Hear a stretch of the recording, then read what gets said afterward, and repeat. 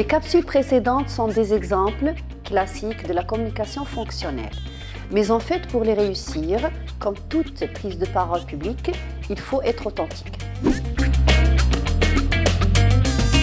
Quand nous parlons, nous avons besoin de convaincre.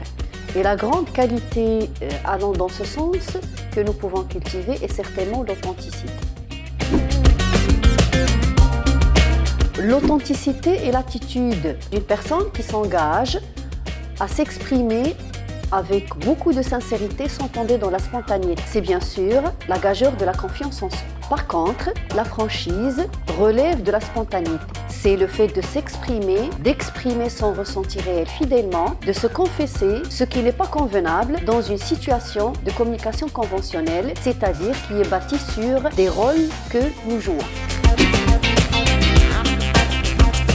Pour être authentique, il faut être naturel, mais sans vraiment être soi. Il faut créer un personnage aussi authentique que possible, qui préserve le masque social dans ce genre de situation. Ce qui garantit des relations neutres, sans tomber dans le subjectivisme, dans les plaintes qui portent atteinte à l'objectivité de l'échange. Toute ignorance de ces règles est calculée en fonction de l'histoire que vous portez en vous, à commencer par votre âge, bien sûr apparente dans votre communication verbale et non verbale. Il s'agit pour le coach de travailler avec les enfants oralement à partir d'une thématique. Il choisira donc des questions très judicieuses pour creuser en fonction de l'échange jusqu'à parvenir à la carapace du blocage dû aux mauvaises habitudes sociales, aux usages maladroits de la parole, aux interdits de l'éducation, etc. Mais tout l'exercice est fait de façon très spontanée à partir de l'échange des enfants.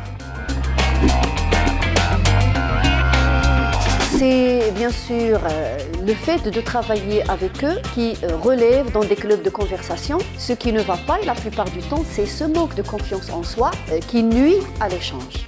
Le coach, dans ce cas, bien sûr, régule, encourage, motive, stimule, outille, propose une culture modeste, les initie aussi à la modélisation. L'adulte sera ainsi prêt à faire son auto-formation plutôt, selon ses besoins et bien sûr chez lui.